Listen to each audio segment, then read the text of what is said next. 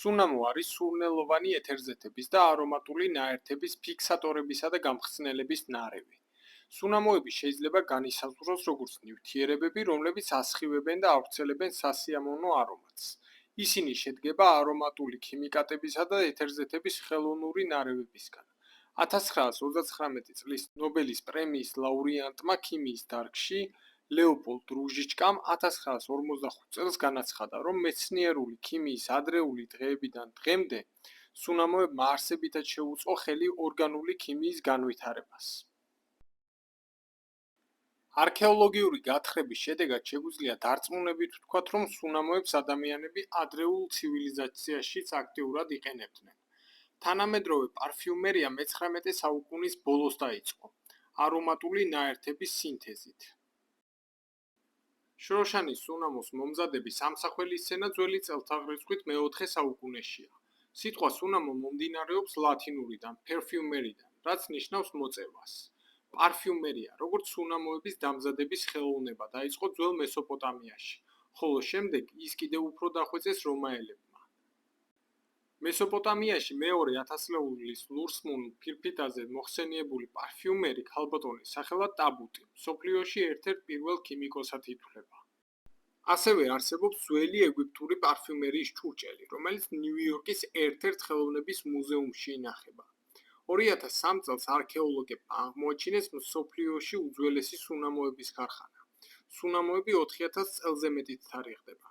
300 კვადრატული მეტრის მქონე ქარხანაში, სადაც სულ მცირე 60 კადრი იყო დასაქმებული. ტერიტორიაზე ასევე აღმოჩენილია თასები, რომლებსაც ინგრედიენტების შერევისთვის იყენებდნენ, ძაბრები და ფლაკონები.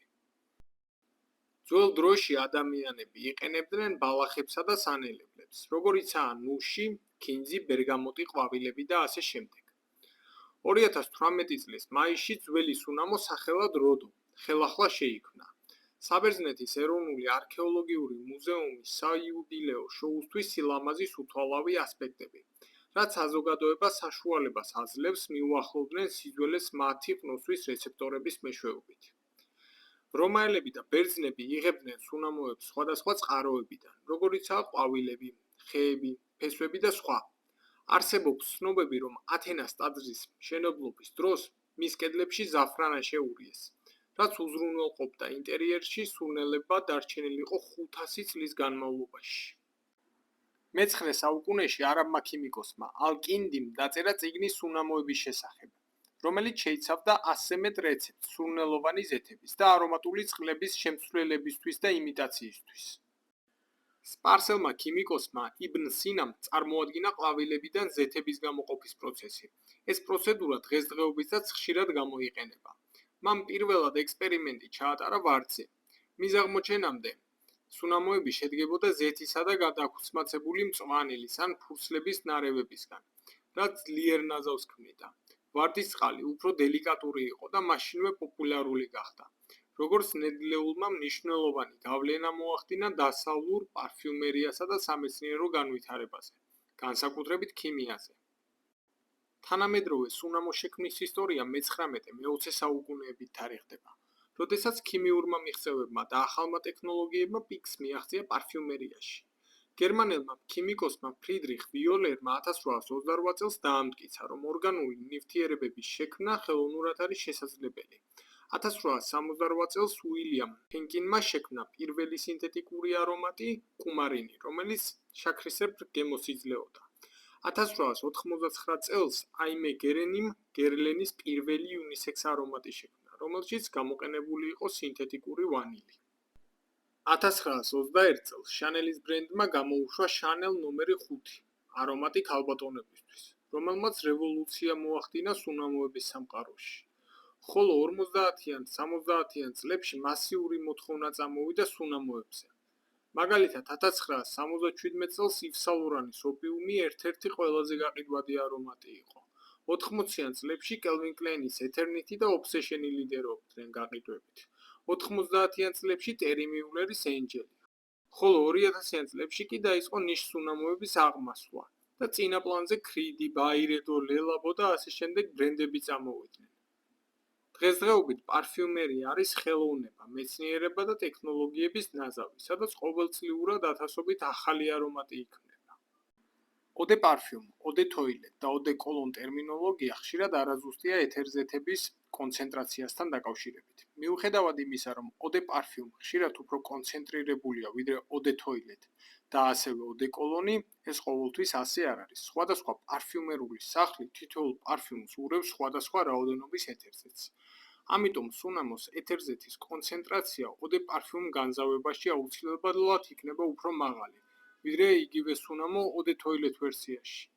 ეს არ შეესაბამება რეალობას. ოდე თოილეტს ერთი პარფიუმერული სახლიდან შეიძლება ჰქონდეს არომატული ნაერთების უფრო მაღალი კონცენტრაცია, ვიდრე მეორე პარფიუმერული სახლიდან ოდე პარფიუმს. გარდა ამისა, ზოგიერთი სუნამო, რომელსაც აქვს იგივე პროდუქტის სახელი, მაგრამ განსხვავებული კონცენტრაციით არის, შეიძლება გამოყენებულ იქნას სხვადასხვა პარფიუმერული ზეთის ნარევები. მაგალითად, იმისათვის, რომ სუნამოს ოდე თოილეტ ვერსია იყოს უფრო გრილი, მისი ოდე პარფიუმ ეთერზეთი შეიძლება იყოს ისე, რომ შეიცავდეს ოდნავ მეტ ზედა ნოტს და ნაკლებ საბაზისო ნოტებს. ერთ-ერთი უძველესი სუნამო ქალბატონებისთვის, Chanel ნომერი 5, რომელიც ეღანაც ვახსენე, არის ძალიან კარგი მაგალითი. მისი ოდე პარფიუმ, ოდე თოილეტ და ოდე კოლონ კონცენტრაციები ფაქტობრივად განსხვავებული კომპოზიციებია. ზოგიერთ შემთხვევაში დანამატები, როგორიცაა Extreme, Intense, რომლებიც შეიძლება მიუთითებდეს უფრო მაღალ არომატულ კონცენტრაციაზე, ამავდროულად სრულიად განსხვავებული სუნამოებია, რომლებიც დაკავშირებულია მხოლოდ მსგავსი სუნამოს აკორდის გამო. ტერმინი ოდეკოლონი პირველად ევროპაში მე-18 საუკუნეში გამოიყენეს, რითიც აღნიშნავდნენ ციტრუსით შექმნილ გრილ არომატს. ეს არომატები ძირითადად მამაკაცისთვის იყო განკუთვნილი. ტერმინი პარფიუმერია გაჩნდა მე-19 საუკუნის ბოლოს. პირველი სუნამო სახელწოდებით პარფიუმერული ექსტრაქტი არომატული ნაერთების მაღალი კონცენტრაციით იყო. გერლენის ერთ-ერთი არომატი, რომელიც 1899 წელს შექმნეს. მე-20 საუკუნის პირველ ნახევარში სუნამოების კომპანიებმა დაიწყეს პროდუქციაში ერთზე მეტი კონცენტრაციის შერევა. ხშირად აწყვილებდნენ და ქმნიდნენ ოდე პარფიუმსაც და ოდე თოილეტსაც, როგორც დღესდღეობით, რაც მათ უფრო დიდ ასორტიმენტს უქმნიდა და მარტივად შეძლოთ მომხმარებლისთვის საყოველთაოდ სუნამოს შეთავაზება. ამ პროცესების შემდეგ პარფიუმერულმა სახლებმა ისესხეს ტერმინი ოდეკოლონი და შეცვალეს მათი დანიშნულება და განზავების წესები. კლასიკური ოდეკოლონებისგან განსხვავებით, თანამედროვე ოდეკოლონი არის უფრო მსუბუქი და ნაკლებად კონცენტრირებული, როგორც დღესდღეობით Bleu de Chanel-ი არსებობს, როგორც ოდე თოილეტ, ოდე პარფიუმ და პარფიუმ ვერსიები. ამ შემთხვევაში პარფიუმი გვევლინება სპრეის სახით. პარფიუმერული წყლის კონცენტრაცია და ტერმინოლოგია არის უახლესი, რომელიც თავდაპირველად შეიქმნა იმისთვის, რომ ოდე თოილეტ ვერსიებისგან განესხვავებინათ არომატის ხანგრძლივობით. იქამდე იყო პარფიუმ დე თოილეტ. შემდეგ ოდე პარფიუმ გამოჩნდა 1970-იან წლებში და დიდი პოპულარობა მოიპოვა 80-იან წლებში. 21 საუკუნეში ოდე პარფიუმ ალბათ ყველაზე გავრცელებული სიძლიერის კონცენტრაციაა. ისტორიულად ქალის სუნამოებს უფრო მაღალი დონის არომატული ნაერთები აქვთ, ვიდრე მამაკაცის სუნამოებს. მამაკაცებისთვის განკუთვნილი სუნამოები ბაზარზე იყო მხოლოდ ოდე თოილეტ და ოდე კოლონ ვერსიები, იშვიათად ოდე პარფიუმის სახით. ეს იცვლება თანამედროვე სუნამოების სამყაროში, განსაკუთრებით მას შემდეგ, რაც უნისექს სუნამოების შექმნა პარფიუმერებმა მასიურად დაიწყეს. ქალის სუნამოები ადრე გავრცელებული იყო კონცენტრაციის ყველა დონეზე, მაგრამ 21 საუკუნეში ძირითადად გვხვდება ოდე პარფიუმ და ოდე თოილეტ კონცენტრაციებში. თანამედროვე სუნამოები თითქმის აღარ მზადდება ოდე კოლონის ფორმულირების სახით. ოდე პარფიუმ და ოდე თოილეტ კონცენტრაციები წარმოადგენენ თანამედროვე სუნამოების აბსოლუტურ უმრავლესობას. უძველეს სუნამოებს საკმაოდ ორიგინალური ფლაკონის დიზაინები ჰქონდა.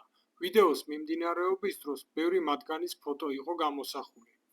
ისინი დღესდღეობით შენახულია სხვადასხვა ქვეყნის მუზეუმებში. ყველაზე მსუბუქი და ყველაზე ინტენსიური ნოტები. ამოვარჩიე რამდენიმე მათგანი, რომელიც საკმაოდ ხშირად გვხვდება სხვადასხვა სუნამოებში. ყველაზე ლაითი, მსუბუქი ხილი, ნესვი, ვაშლი, მარწყვი, ასევე ბალახოვანი, მწვანე ჩაი, ლავანდა და ასევე წყლის ნოტები. ყველაზე ინტენსიური კი სანდლის ხე, რომელიც თითქმის ყველა არომატში საკმაოდ მდიდრულად ჟღერს. დარიჩინი, საკმეველი და ასევე ცხოველური ნოტები. თამბაქო, ტყავი, და ასე შემდეგ, რომლებიც უნამოს საკმაოდ ინტენსიურად წარმოაჩენს, ხოლო რაც შეეხება სუბუქნოტებს, ისინი ალაითებს, არბილებს, ანეიტრალურებს, თითქმის ყველა მათგანს.